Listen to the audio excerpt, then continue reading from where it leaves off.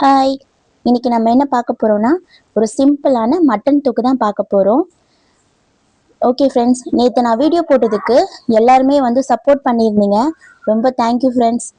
Okay, இப்போ முதல்ல அடுப்பு பற்ற வச்சு கடாயை அடுப்பில் வச்சுக்கலாம். கடாயை நல்லா காஞ்சதுக்கப்புறம் எண்ணெய் ஊற்றி எண்ணெய் காஞ்சதுக்கப்புறம் கடுகு போட்டுக்கலாம். கடுகு போட்டு கடுகு நல்லா பொரிஞ்சதுக்கப்புறம் இஞ்சி பூண்டு பேஸ்ட் போட்டுக்கலாம். ஆக்சுவலாக இஞ்சி பூண்டு பேஸ்ட் நம்ம வெங்காயம் போட்டதுக்கு அப்புறம் போடுவோம்ல, அந்த மாதிரி இல்லாம எண்ணெயில போட்டா அது ஒரு டிஃப்ரெண்ட் டேஸ்டா இருக்கும். அது நல்லா வதங்கினதுக்கு அப்புறம் வெங்காயம் போட்டுக்கலாம். வெங்காயம் போட்டு நல்லா வதங்கினதுக்கு அப்புறம் தக்காளி ஆட் பண்ணிக்கலாம். தக்காளி ஆட் பண்ணிட்டு தக்காளி நல்லா வதங்குறதுக்காக கொஞ்சம் சால்ட்டு, மஞ்சப்பொடி போட்டுக்கலாம். ஓகே ஃப்ரெண்ட்ஸ், நேத்தி நான் உங்ககிட்ட ஒரு விடுகதை கேட்டிருந்தேங்கல்ல, அதுக்கு பதில் என்னன்னு தெரியுமா? சொல்லட்டுங்களா? மிளகாய் அப்புறம் தக்காளி ரெண்டுமே சொல்லலாம். ஓகேங்களா? இப்போ தக்காளி நல்லா வதங்கட்டும். வதங்கினதுக்கு அப்புறம் கொஞ்சம் அந்த தக்காளிலாம் வேகிறதுக்காக கொஞ்சம் தண்ணி ஆட் பண்ணி அதை மூடி வச்சுக்கலாம். இப்போ நம்ம சிம்பிளா ரொம்ப நிறைய மசாலாலாம் போடாம சிம்பிளா போட்டு கடகடன்னு செய்யற மாதிரி ஒரு தொக்கு தான், மட்டன் தொக்கு தான். சிம்பிளா இருக்கும், சீக்கிரமா செஞ்சு முடிச்சிடலாம்.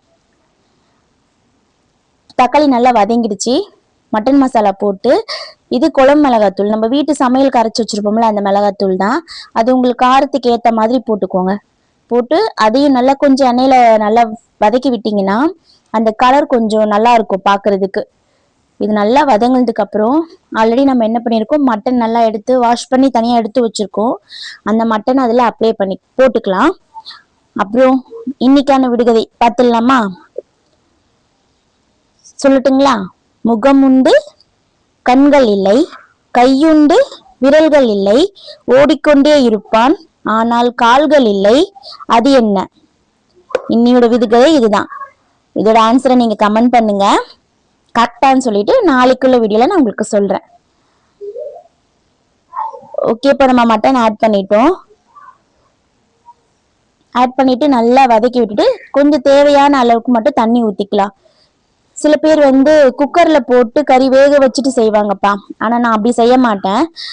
தக்காளி வெங்காயம் வதக்குறோம்ல அதுலயே போட்டுப்பேன். ஏன்னா அதோட மசாலா இதெல்லாமே அந்த கறிக்குள்ள இறங்கும்னு சொல்லிட்டு. நீங்க வேணும்னா ஒரு 2-3 விசில் வச்சுட்டு கூட நீங்க அப்படியே தாளிச்சு விட்டுக்கலாம். இடையில ரசமும் வச்சிருந்தேன், அதனால அது வீடியோ வந்திருக்கு. இன்னொரு நாள் உங்களுக்கு அது ரசம் வச்சது எப்படின்னு சொல்லிட்டு சொல்றேன். அவ்வளவுதான்ப்பா. நல்லா கொதிச்சு வந்துருச்சு. இப்போ இது நல்லா சுண்டுற வரைக்கும், கறி வேகட்டும், கொஞ்சம் சுண்டுற வரைக்கும் வச்சுக்கலாம்.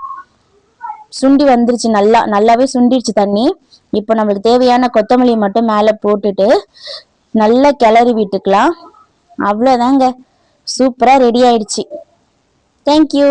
நாளைக்கு ஒரு வீடியோல பார்க்கலாம்.